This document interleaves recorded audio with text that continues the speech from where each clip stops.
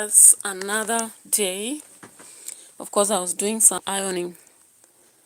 Ironing is just another task that if you don't commit to, you may never do it. So I've been working on clothes here and there, and now I'm here to do my first video of the day.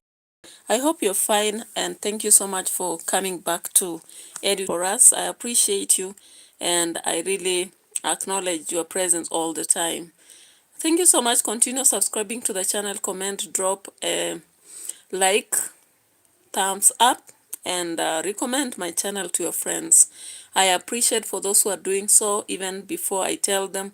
When I wake up and find the numbers going up, I really appreciate. Okay, so thank you so much. We are here to entertain, educate, and analyze matters here, politics, social, and many others. Okay, of course, schools are not in progress, and I'm planning to do some few lessons with time, especially during the time when we are doing marking.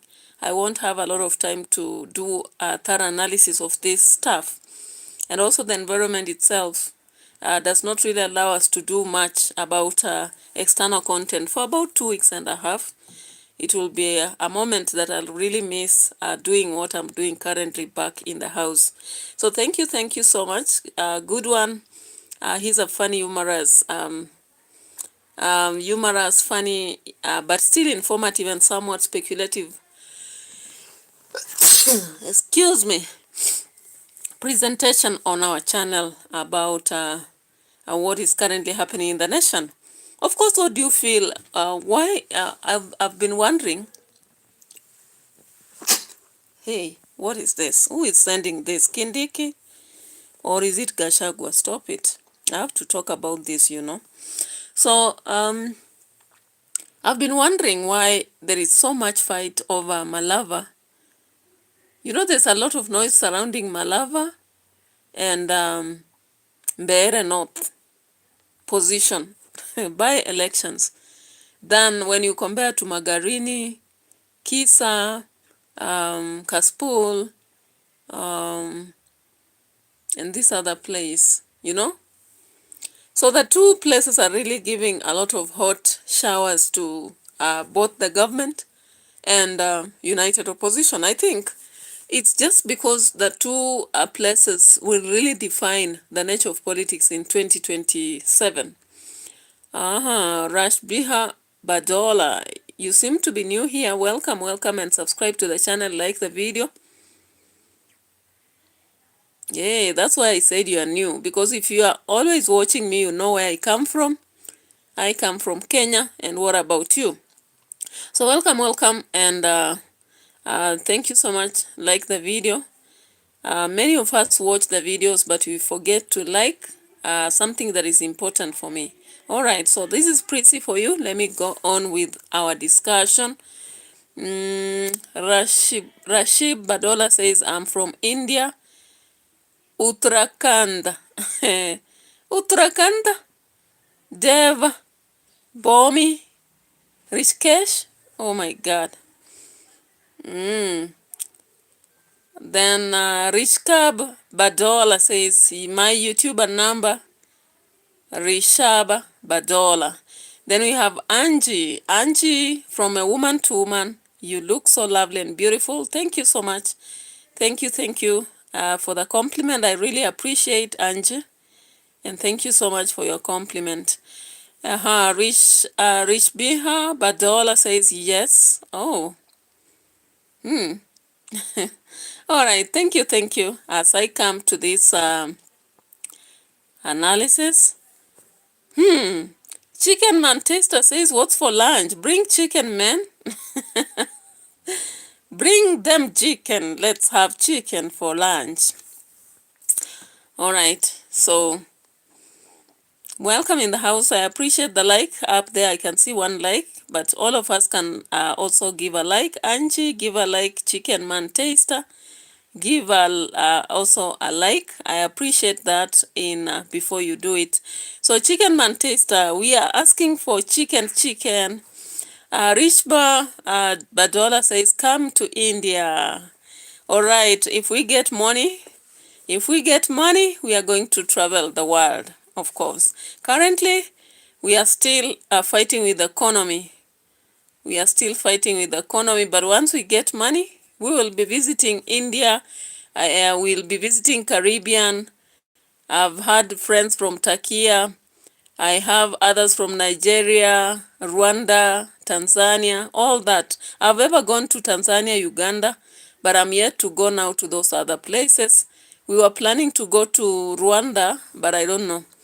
Then later on, we can now begin exploring places like India and many others. And I hope all will be well. Our economy is really very, very, very, very vicious, but it is what it is. Always we have to look towards getting what we have to get.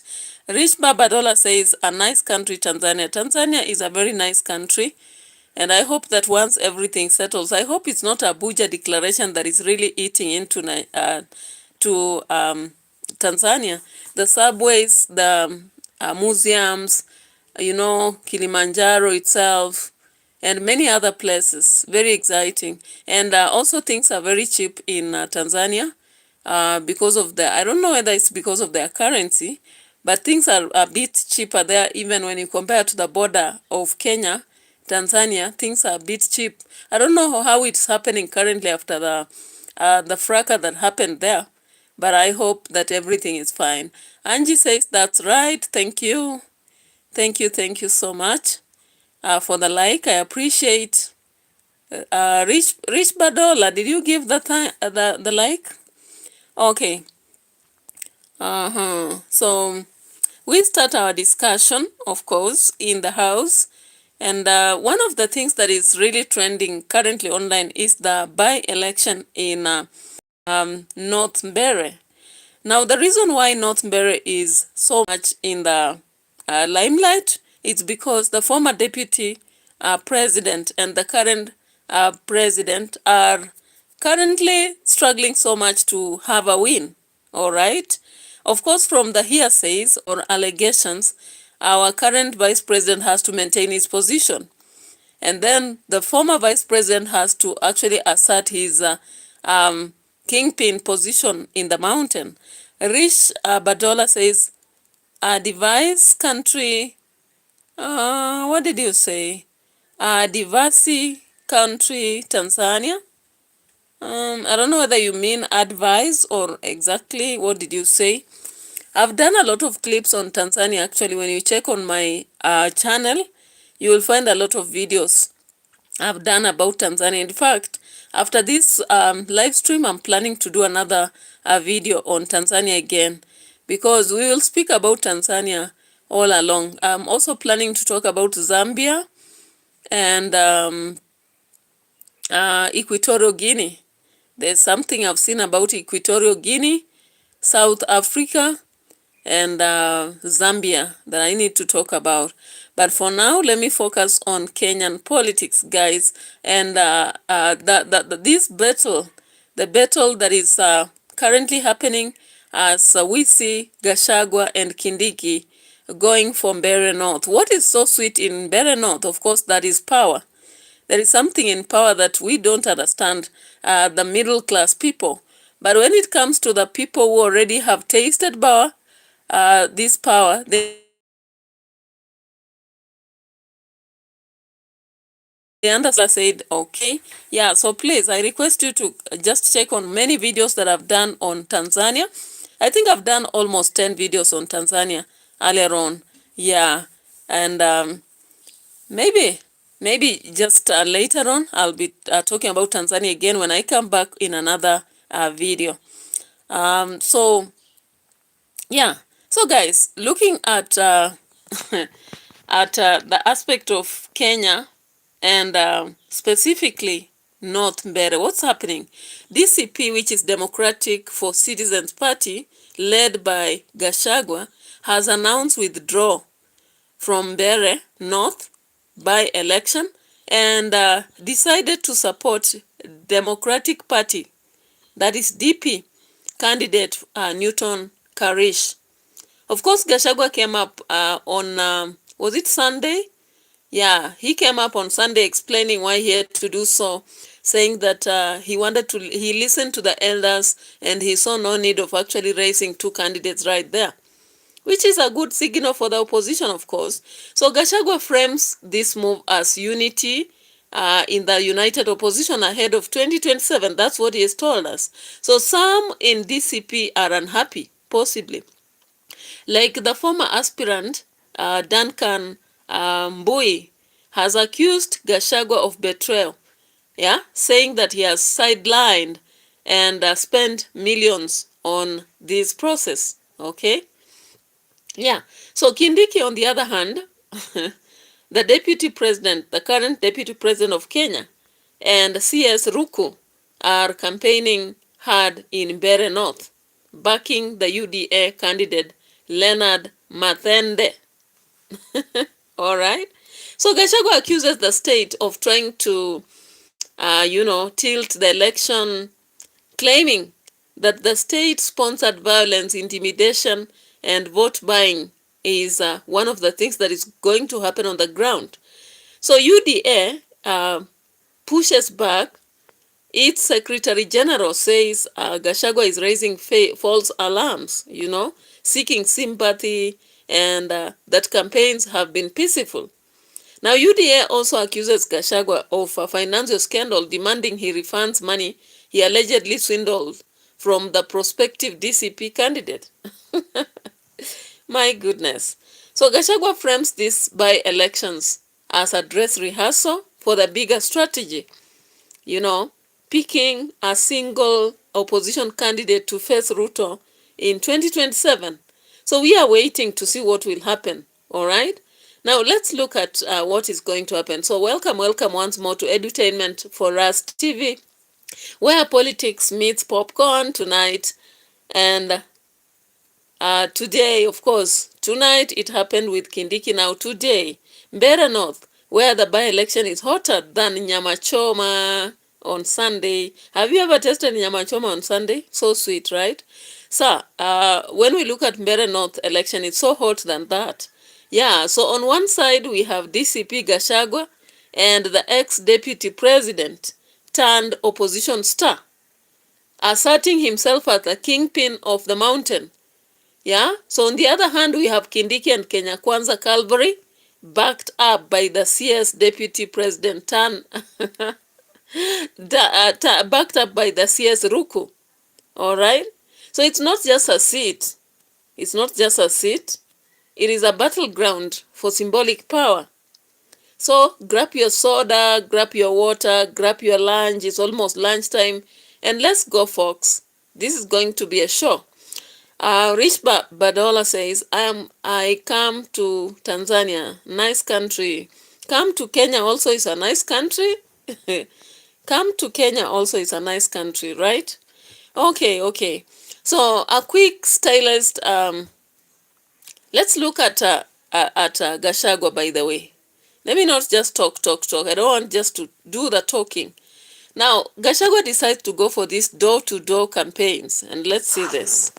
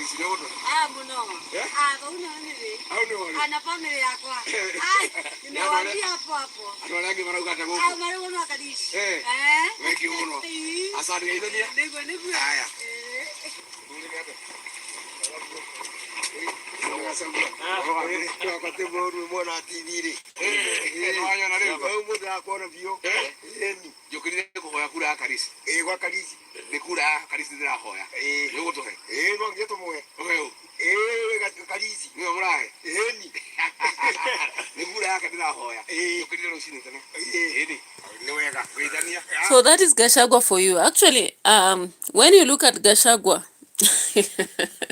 he's such a fella that has learned from, his teacher, Ruto.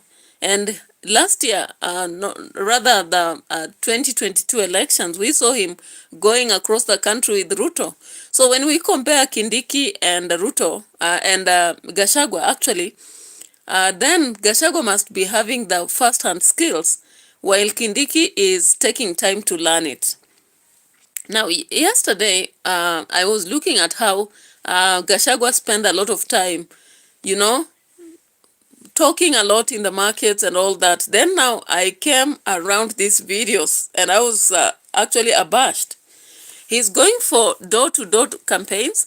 Do you know these are the campaigns that Moi used to use? I was a very small child, but I remember I used to actually apply the door-to-door campaigns, even in Nairobi. Nairobi is one of the hardest nuts to crack. But Moi used to go door-to-door, walking in Kibera, Kayole, Kariobangi, and all those places. Now, it seemingly happens that Gachagua, who has always been questioned whether he's the son of Moi, has actually come up with that strategy of door-to-door. So we can see him walking around the MBEERE, greeting people. He has decided to leave his car alone. He's not having an helicopter currently. Talk of schemers. Politics is just a matter of games. That is why they talk about politics is a game. It's a political game, particularly because now people are supposed to be manipulative, scheming, and all that. And no politician goes without that. Anyway, let's look at this, guys.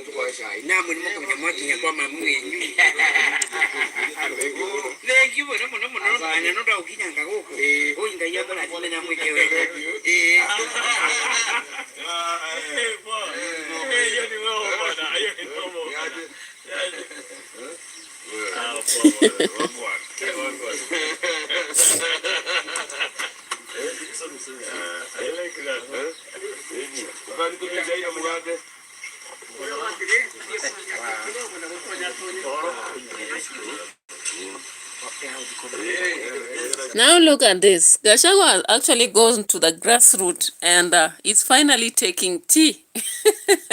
Politicians. Angie says, yes, you are right. Angie says the man with the cape is Mr. Gachagua. Yes, he is. Imagine. So Gachagua decided to go to the grassroots, door-to-door campaign. I think I recall, though I was a very small kid, during Moi time, Moi used to campaign door-to-door. And most of his people who are the MPs then, they used to also do the door-to-door campaigns.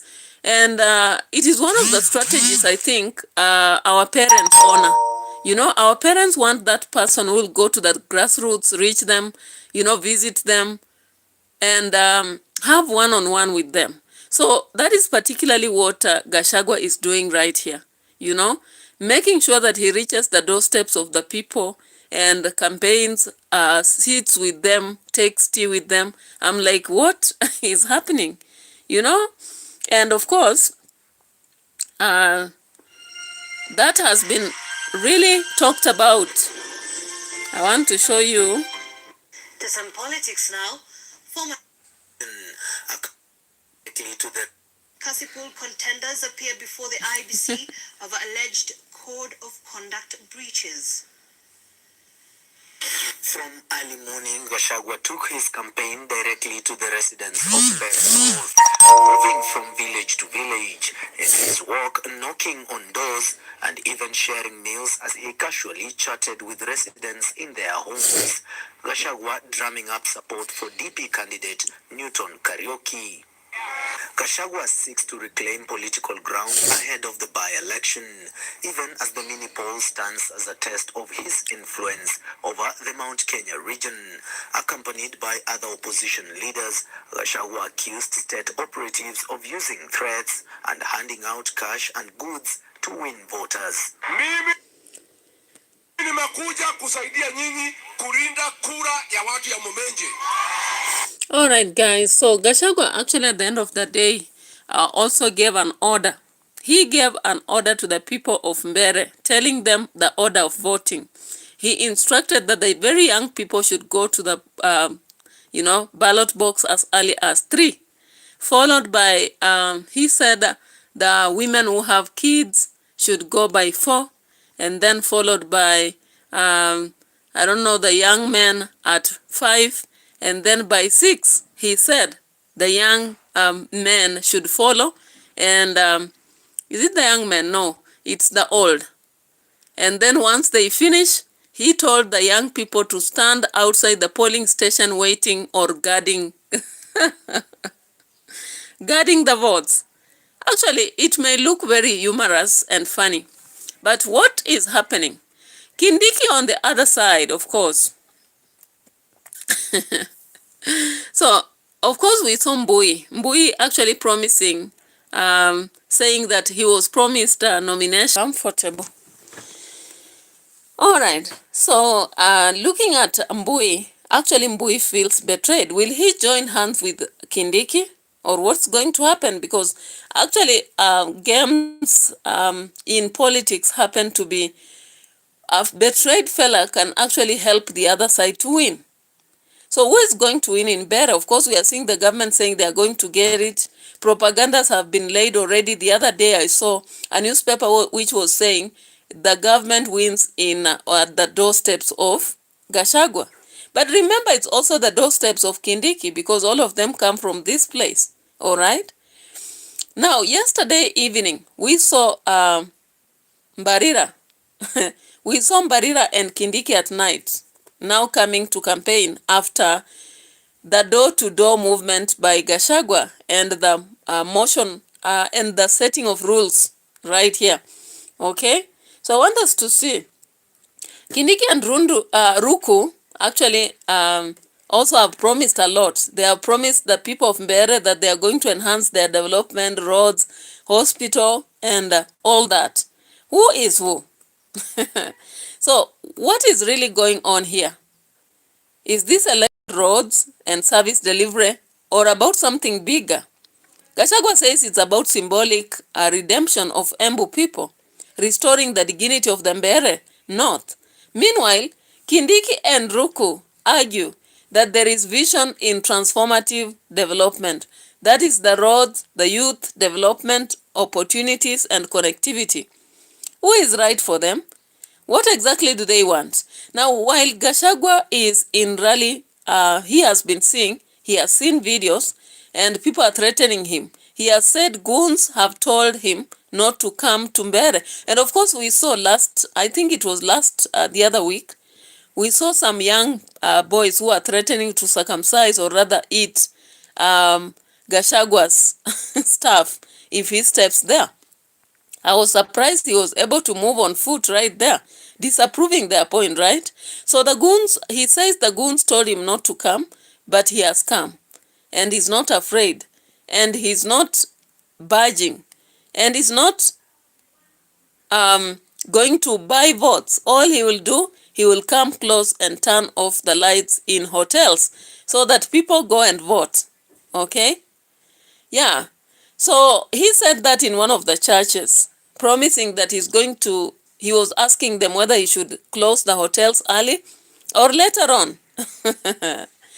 Okay. He said people should close the hotels so that they go vote. But UDA is having none of it. Their Secretary General says GACHAGUA's claims have been a cynical ploy. That nothing but theatrics to win sympathy. Plus, they have got a spicy letter demanding Gachagua's refund money he allegedly took from the would-be aspirant, of course Mbui that is. How true is that? What if? Now just imagine this. What if MBEERE North isn't just about one parliamentary seat? What if it is a dress rehearsal for the big show, the 2027 general election? Gachagua himself says this is part of the bigger strategy, getting all the opposition to rally behind one candidate. Could this be an opening act in the grand drama to unseat Ruto? Okay, let's look at this. I want us to look at this.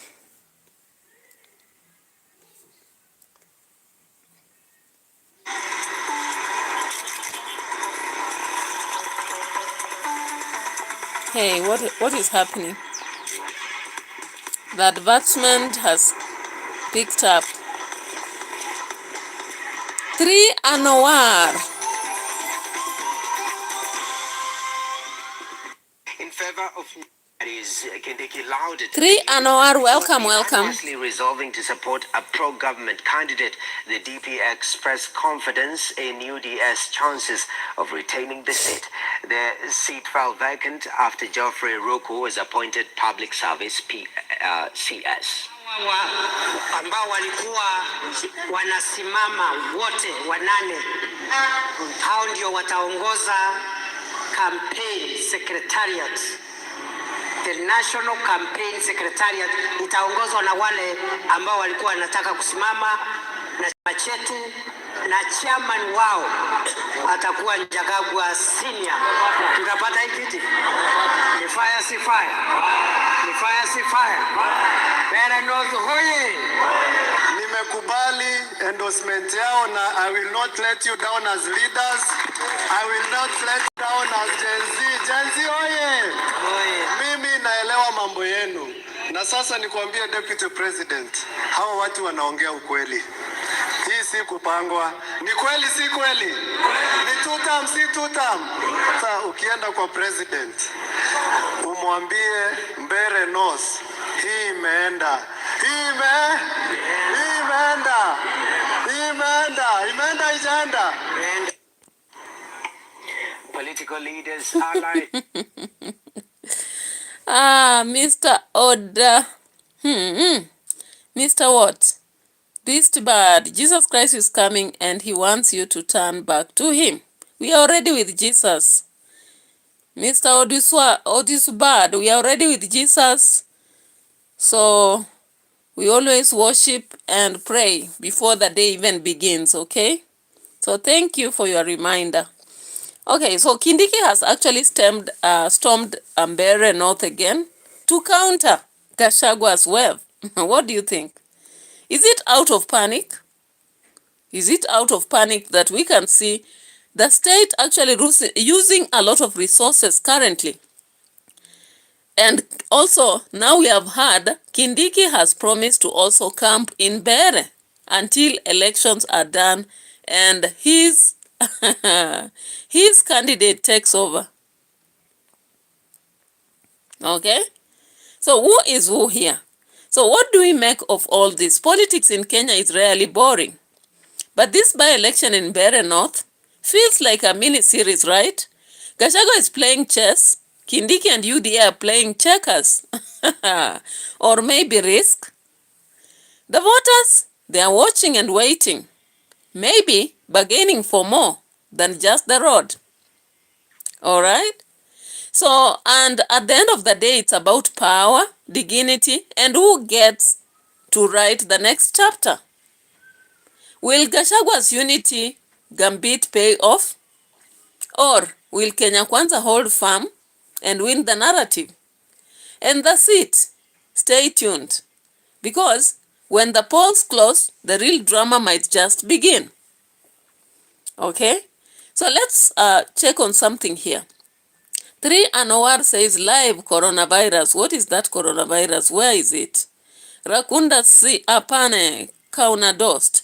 Please don't tell us about coronavirus. We are done with that, and we don't want to hear about coronavirus again. It really bothered us a lot during that time, and we don't want to hear about coronavirus. Anwar. Kate, good morning, sister. Good morning, sister.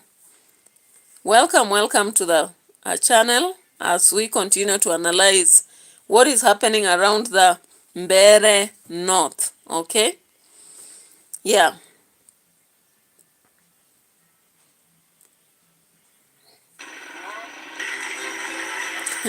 So, yeah, please like the video also. We have only 3 likes, and I would wish to have more likes as we proceed.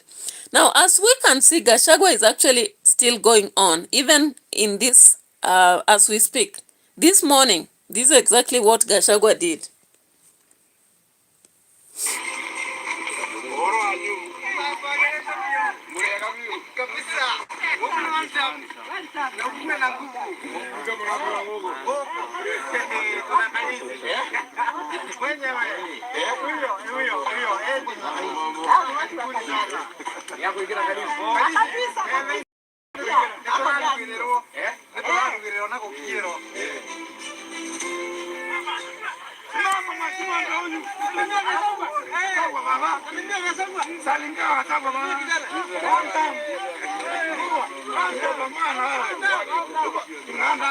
Thank you for the 5 likes, Kate.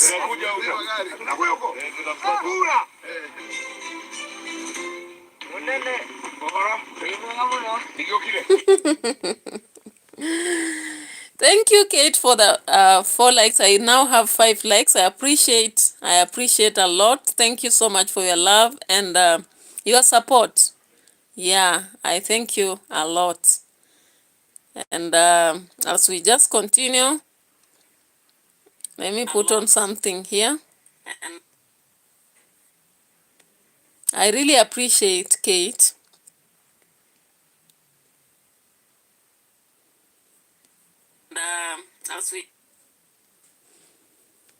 All right, so you can see, even this morning, GACHAGUA is still doing the door-to-door. Will the government now finally switch on and go to door-to-door? Now, one thing about door-to-door campaigns, people don't just go walking like that. I'm so sure that GACHAGUA is doing that because he's also giving some things. That is MBEERE North. In the by-election effort. Now, I'm very sure that GACHAGUA is not just walking. What I believe politicians who do this, they do this as they also distribute some things underground. You know, he may just be having his team that is distributing stuff to families, or when he goes to a family, like when he was taking tea in one of the homes, he possibly dropped something there. Because people don't just shake empty hands. That is for real. In politics in Kenya, people don't just shake empty hands. There must be something behind this. And I'm looking at this strategy, this strategy of one-on-one. It used really to work during Moi time. People could go disappear, but some few months towards election, they could come back and then they begin this strategy and win. I don't know. Do you believe that GACHAGUA is going to win through this strategy, door-to-door campaign? Let me know. Drop a comment if you believe that is what is going to happen. And if you think this is a waste of time and the refund of money demand from Bui is going to destroy him so that it gives the other individual, you know, the votes, let's see. You know, let's see. From your end, what do you believe? Kate says he might. All right. Yeah, because there is one thing about interaction. I don't know why many people normally consider that person who is interacting with them directly as friendly than that who is not. I remember there is a time I was in Taita Taveta, and the MP was actually vying for a position, and he had a lot of rivals. But he used to go to places, common places, and even serve people some little tokens and all that. And finally, I just saw this guy won. Miraculously, I didn't understand. But I think it's one of the the strategy that is that wins in politics, because people like interpret it as being close to the people, just as Kate is saying here. Yeah, and let's see this.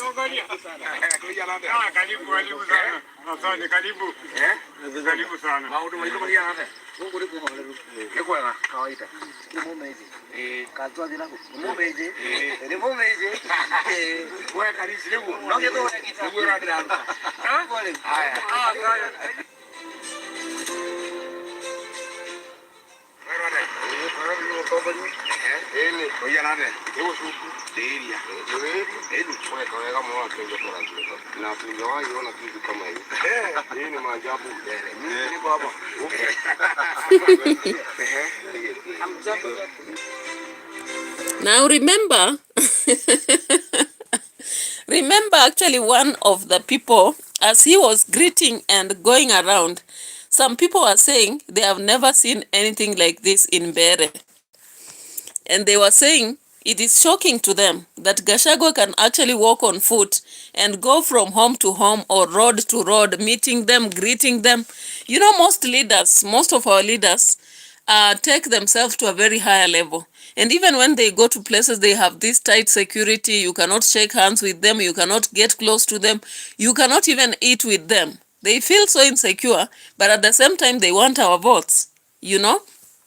I get to see them sometimes, like when they come, they are guarded, they are standing on vehicles, and you wonder how unreachable they are. So when a leader is getting to the people and greeting them, talking to them, walking like them, I feel like they're together in the troubles that they are going through. That's what I just think. That is my opinion anyway. I don't know what other people think. Kate says it's good. Yeah, you can see. You can actually see that from this, people think that GACHAGUA is trying to get to the level of the people. And what I think, leaders should just be that. I don't know why leaders always, like I saw another one was coming to campaign in our church. He's campaigning for a gubernatorial seat of 2027. But do you know what this guy did? Immediately after the church he has talked to us, he really ran so fast into, he went into the vehicle, jumped into vehicle and speeded away. And I was like, are you scared of us voters? Okay, it might be dangerous a little bit because not everyone can like you. I remember there is a time Raila Odinga was actually beaten up in Magarini. Was it Magarini or Lamu? The guy who beat him up was coming to testify when he died. So it might be dangerous because when you get so close, sometimes there are people who are very mischievous. I also remember when Raila Odinga went to Lugari. Is it Lugari, or there was a funeral that happened of one of the vast landowners around Eldoret, and his chopper was actually attacked. You know, it happens, especially in a place where goons are hired. But in a normal situation, I've seen even in America, actually, most American leaders, and I also saw that in Jamaica, leaders just go about. They don't really feel scared about the citizens, but this is Kenya. Anything is possible. Anything is possible. So Kate says not everyone is on his side, of course. In politics, you have people who really loathe you. They don't just hate, they loathe you with all their vile. And there are those who really are compassionate about you. So there are two sides of the coin. And some people will not just loathe you and stay away. They loathe you and they'll attack you or do anything. Like, I'm just imagining if Ruto actually has his goons, or Kindiki, what can happen so easily to GACHAGUA? So let's see this. Then we are going to also check on what Kindiki is doing at Siakago.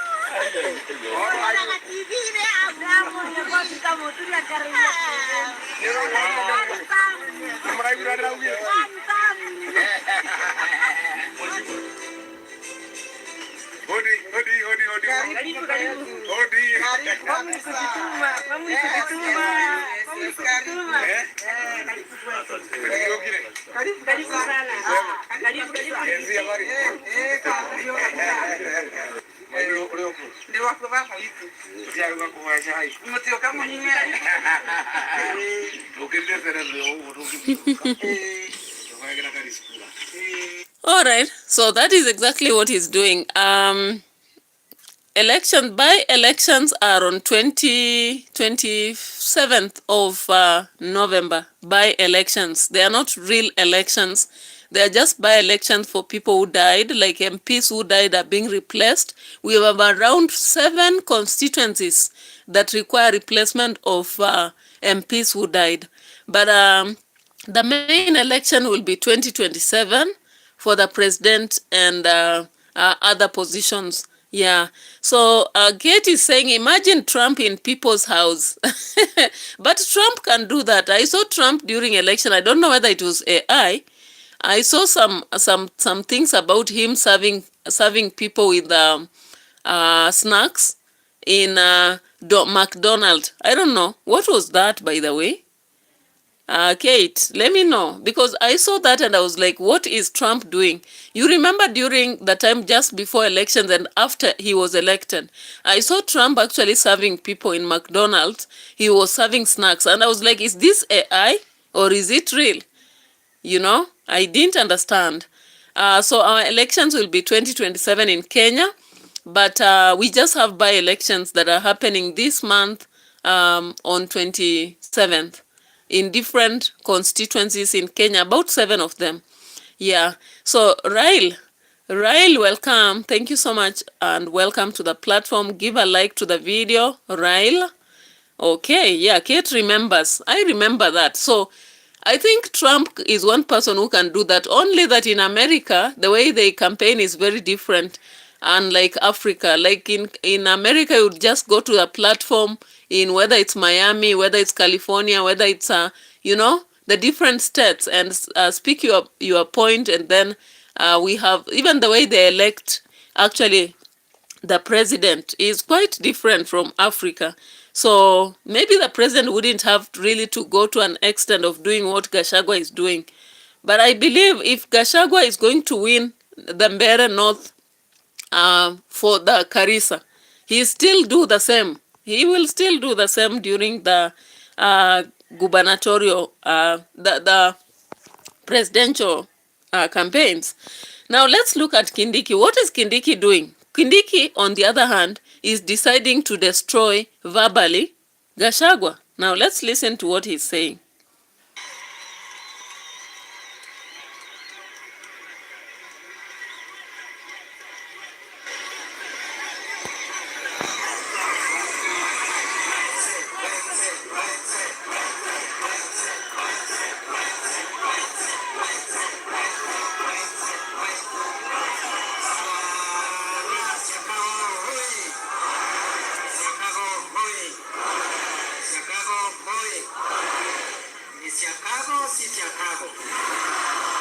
Mumekuja kwa wingi, muliaro ringi, mforo wenu ni mwega, mutwire atia. Leo msema kesho, leo msema kesho. Wacha niende straight to the point. Kwanza kabisa niseme mimi nimekuja hapa, nimeitwa kwa hii mkutano wetu na candidate wetu wa UDA North. We are electing Leonard to go to parliament to continue advocating for more roads, more electricity, more water, so that the people of MBEERE North can be like the rest of Kenya. Na waziri mkuu alikuwa ameanza vizuri, Mungu akamjalia sasa amekuwa waziri. We need another member of parliament. Na sisi tukipima na darubini ule hapa dawa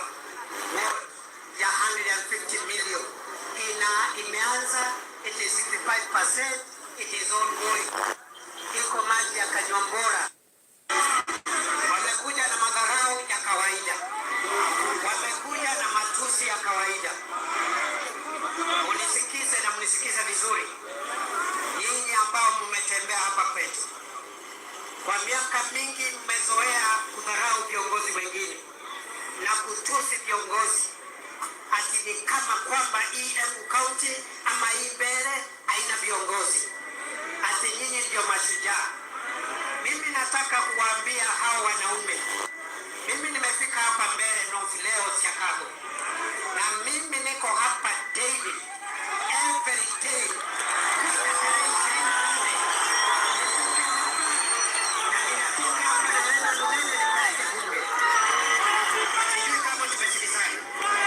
Wale wageni wamekuja na kiburi kutoka sijui wapi, wamekuja hapa kutusi viongozi, wamekuja hapa kuleta madharau. Badala ya kuuza candidate wenu na kuuza sera zenu kama hizi nauza hapa za candidate wetu, hawatuambii candidate wao watafanya nini, ati wanatuambia agenda yao ati ni kuleta kisirani, sijui ni kuleta aibu kwa rais. Sisi watu ya MBEERE North, sisi watu ya ulizwa hapa MBEERE North, kile kitu nimesaidiana na Ruku na gavana na MPs wale wengine kutafuta hapa Embu County na MBEERE North. Mimi nikasema ile barabara nimetetea nikiwa na So Kindiki is using the same strategies of Ruto. Ruto has actually been talking about the market, the road, and what else? Hustler Fund. So Kindiki is actually talking about the three and indicating that if asked, that is much he has brought. What about those others who are coming just to abuse? Who is who? Now, of course, Cecily Mbarire, who is currently being called Karinda by the guy, talked at night. I want to see what she said. Let's check on what she said.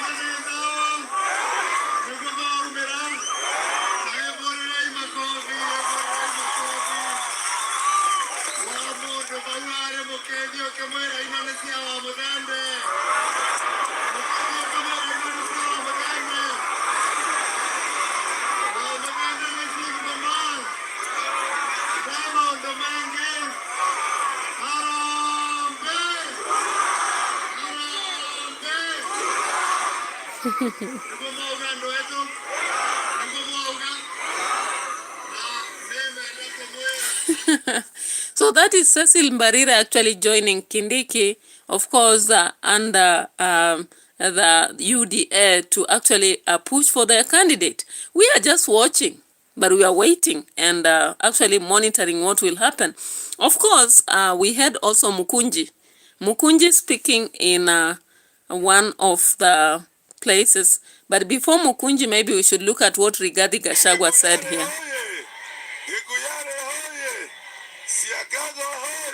Let's see here. Ongoing currently.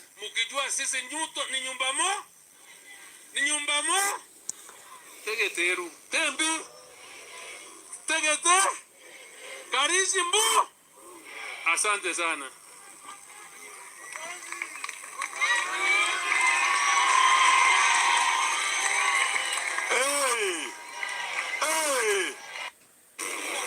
Kutoka 1994 ni miaka ngapi sasa? 30. Ruto ni Moi wakati hiyo. KANU ya wakati hiyo ni UDA. Sasa tuko na DP. Kibaki alipita pale. Rigiji amepita hapa. Maneno imeisha haijaisha. Moi akaojeshwa pilipili kipipili. Neguo. Akeo viliviko. Sasa hapa MBEERE mtapatia nini?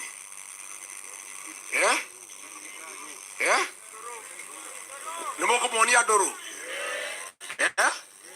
Mimi nataka watu ya MBEERE murudie ile ilifanyika Kipipiri 30 years ago.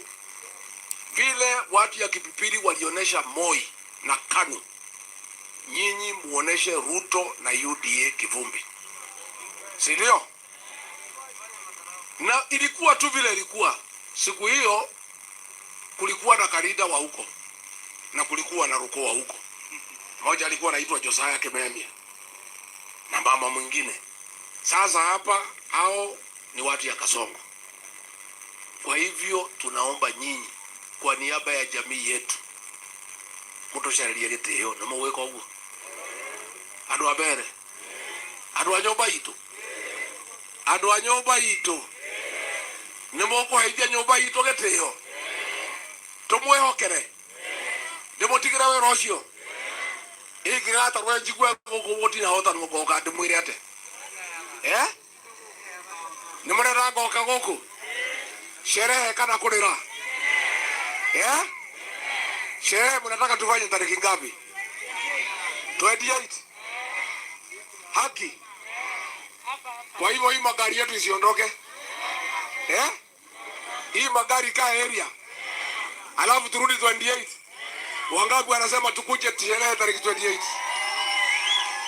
Ni watu wabere ni ndemo yo mutire idero, ni ndemo yo mutire idero reri le Kasongo we do ya dwa bere we Karida we ni umoi no ratwa do moi ite tiko ligiria rarigiria ite na kemo wega Kasongo no tamu wega Karida ne amoi renda muonie Kasongo inywa dwa bere KINDIKI na mbica ere ari bana mukethera baumbaro tireria kwa kana ndegua mbica ere kwa kana ndegua kiangai kwa kana ndegua ere kweli mkaje mkiwa Karisto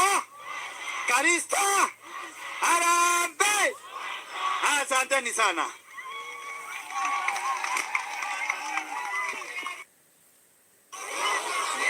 Ngoja kidogo sasa, kidogo mheshimiwa, tumatoke na muthuri gwitu Lene Kivuti ndimuti muwi ni ule Lene Kivuti leo asubuhi mamake mzazi amepumzika. Semeni pole, si ndio? Sasa ametuambia hawezi kufika, ameifiwa na ameomba mupanguze machozi kwa kuchagua Eucharist, si ndio? Timutamuombea, lakini situmpigie simu asalimie nyinyi, si amsalimie. Ngoja kidogo. Haya, senata endelea. Arambe. Arambe. Kamwiko. Na endelee wana yake. Ndagiro kwa neva. Duna kemani eto kwa Yesu. Nandangirega. Tunatinda kuthondeka maundu ma mochari nimukumboera niguana tukithie kiumia ngoro na koria na vora ngoro mbuke turuthe siasa. Now, can you imagine another strategy has already emerged? It's unfortunate Kivuito has actually lost the mother. It was not maybe planned, but now there is one thing in politics: when someone loses their close ones, and actually it becomes part of the political journey in that party, somehow, maybe people give sympathy vote, I don't know, but I've seen that many times. It's not always that, but sometimes it happens. So they decided to actually make sure that they make a call, and he's actually talking to the people as they listen to what is happening and all that. And I don't know, that is the strategy of this opposition.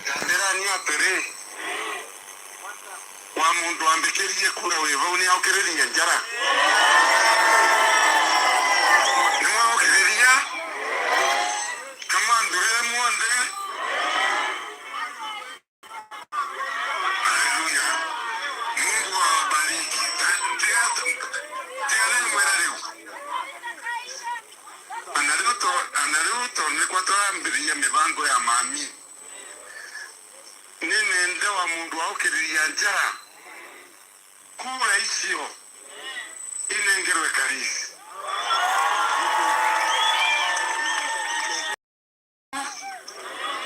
nene vutu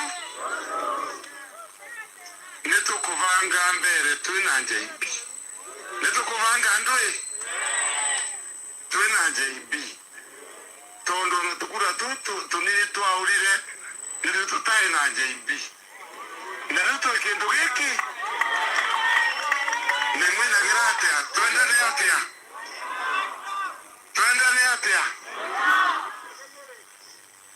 Ngai amurathime muno ninegua Karisi akiaria nanga twikinya next week jisonde isiekirigwe Karisi Ngai amurathime muno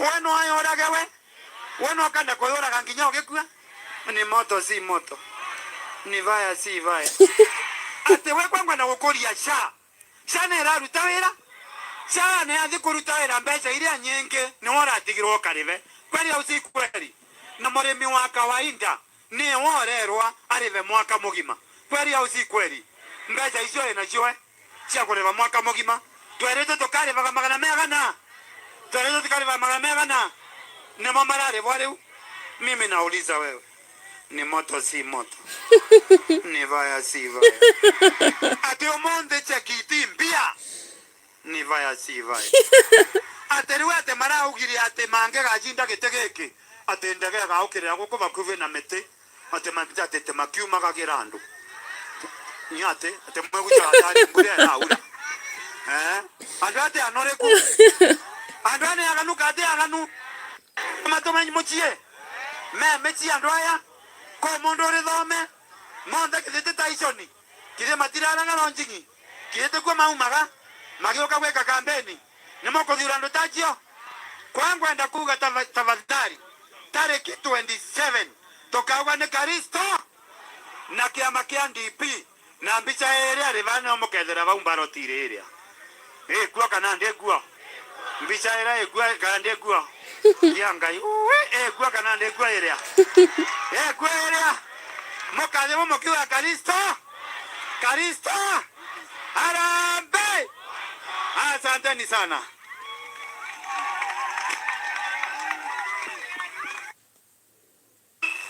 mundu akiringia kabi ni kwe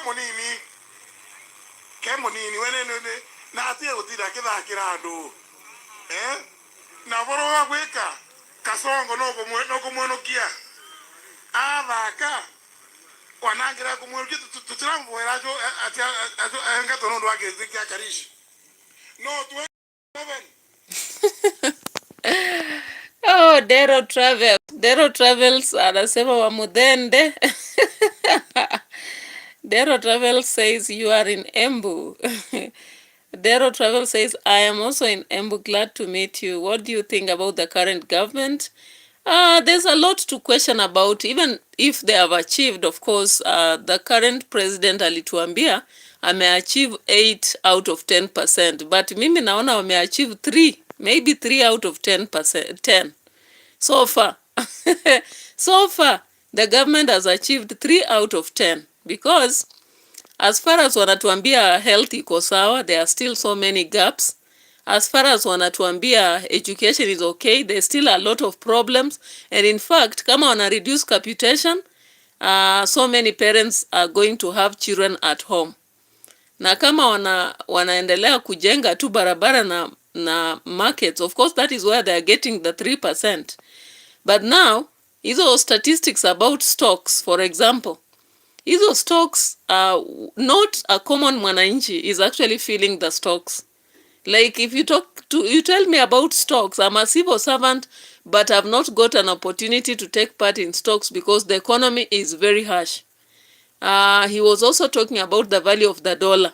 Hey, the value of the dollar is only seen for those who are going outside. For example, wale wanaenda kuwako Warabuni and all those. But as for me who is in Kenya and middle class or low class, I can't feel it, okay?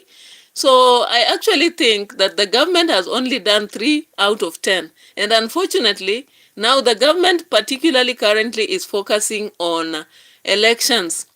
The president is in panic mode after United,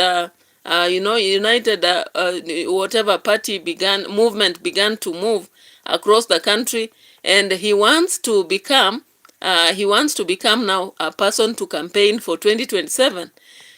Instead of now focusing on work, because yeye ni incumbent president. Yeye akiwa incumbent president anafaa to focus on work. He should be working for us. He should not be campaigning as much, because once he works, we will see it and choose him. But when he goes on to campaign and asserts, anashinda akisema I've done, he also disregards, anasema yeye ajui mambo ya abduction, ajui mambo ya wale walipotea. And yet at some point in his own government alisema mwenyewe he is going to stop that abduction. You know, you cannot stop something you don't know about. You cannot. How can I say I'm going to stop this when I don't know about it? So for him to have said that earlier, it already asserted the fact that he knew what was happening. And now when you listen to JB, for example, whatever JB Muturi shared from the press release to the recent book, it tells us clearly that abductions, the government was aware of what was happening. Na wakati CS Murkomen comes out and says they should shoot people in the head, then president akakuja akasata akasema don't shoot in the head, shoot in the leg. That is a clear communication that they knew what was happening. Na yeye anakuja kwa media, Al Jazeera, anaenda wapi? Yesterday he was in another meeting, and also there was an interview with this guy. I'm forgetting the name. And he said that he doesn't know. How doesn't he know? How doesn't he know? He's the chief in command of the armed forces, so he should know. Yeah? So there are so many things I say the government has not looked into. Na kama wana increase the fee of the lowest boarding school to be 54,000 actually, that is suffocating the citizens. If they are reducing capitation from 22 to 11,000, day schools will be expensive also for parents. So actually my take is the only thing the government can now do in the 2 years is to work. And actually the president should be silencing people like Sudi and Farouk and Chergei, who are speaking carelessly when people are actually in demand of work. Yeah, so thank you so much, Dero Travels. I'll be checking on your channel also, and I appreciate for your subscription. And that is exactly what is happening in Embu. I'll get another time to do something else, and my focus will be on what is happening in South Africa, Zambia, and there is also something happening in Equatorial Guinea. So thank you so much for watching this. I appreciate, and for those who will be watching later after the live stream, I appreciate also continue subscribing to the channel, liking the videos and sharing. Thank you so much. Bye bye for now.